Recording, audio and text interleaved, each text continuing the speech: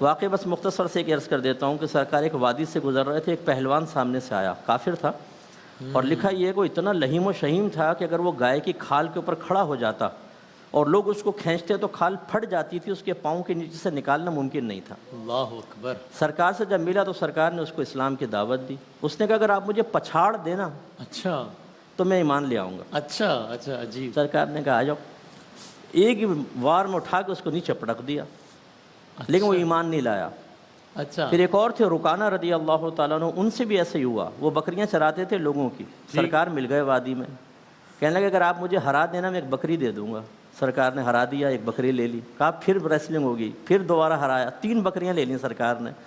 اب وہ کہتے ہیں میں سائڈ میں بیٹھ گیا، میں سر پکڑ کے کہ اب میں ان بکریوں کا حساب کیسے دوں گا؟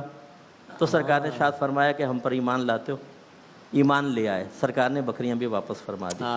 سمجھانے کا مقصد یہ ہے کہ بعض اوقات جیسا سامنے والا ہوتا ہے نا، اسی کے طرز پر تبلیغ دین کریں تو بہت بیسٹ ہے۔ واہ واہ واہ۔ تو میں آپ کو یہ تو نہیں کہوں گا کہ انڈرٹیکر کو اسلام کی دعوت دیتے ہوئے چیلنج دے دیجیے گا، ورنہ پھر وسیم بادامی ختم فنا ہو جائے گا۔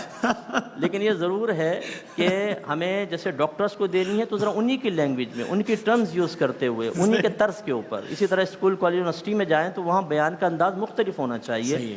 ہر جگہ ممبر نہیں چلتا ہے، ہر جگہ روڈ کے بیانات نہیں چلتے ہیں۔ آپ کو لوگوں کی ذہنی سطح کے مطابق، ان کی کیفیات، ان کی طبیعتوں کے مطابق تبلیغ کرنی ہوگی اور کامیابی ہوگی۔ ضمناً بس ایک بات عرض کرتا ہوں کہ نبی کریم صلی اللہ علیہ وسلم کو 40 مردوں کی طاقت حاصل تھی، اور وہ 40 مرد جنتی تھے، اور ایک جنتی مرد کی طاقت دنیاوی 100 مردوں کے برابر ہے۔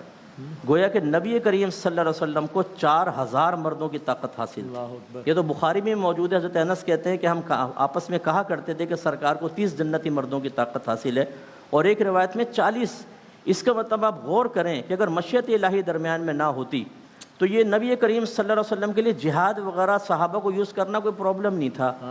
1000 کا لشکر جرار تھا نا، 4000 مردوں کی طاقت والا چٹان اٹھا کے یوں پھینکتا تو ہوا میں اڑ جاتے سارے کے سارے، جو زمین پہ کھڑے ہو کے چاند کے 2 ٹکڑے کر دے۔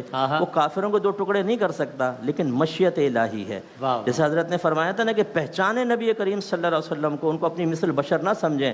میرے آقا صلی اللہ علیہ وسلم کو اللہ نے بڑے اختیارات، بڑی طاقت اور بہت کچھ نعمتوں سے نوازا ہے۔ اظہار اس لیے نہیں کرتے کہ مشیت الہی درمیان میں آ جاتی ہے، اور اعلیٰ حضرت فرماتے ہیں کہ میدان محشر میں مشیت الہی سامنے نہیں ہوگی، سرکار کو بڑا اختیار دیا جائے گا۔ ہاں جہاں حکم الہی ہے وہ ہے، ورنہ سرکار کو بہت اختیار ہوگا، اور اظہار اختیار اس وقت دیکھیں پہ جو اعلی محبت ہیں وہ کیسے انعام پاتے ہیں۔ انشاءاللہ، سبحان اللہ، سبحان اللہ۔ کیا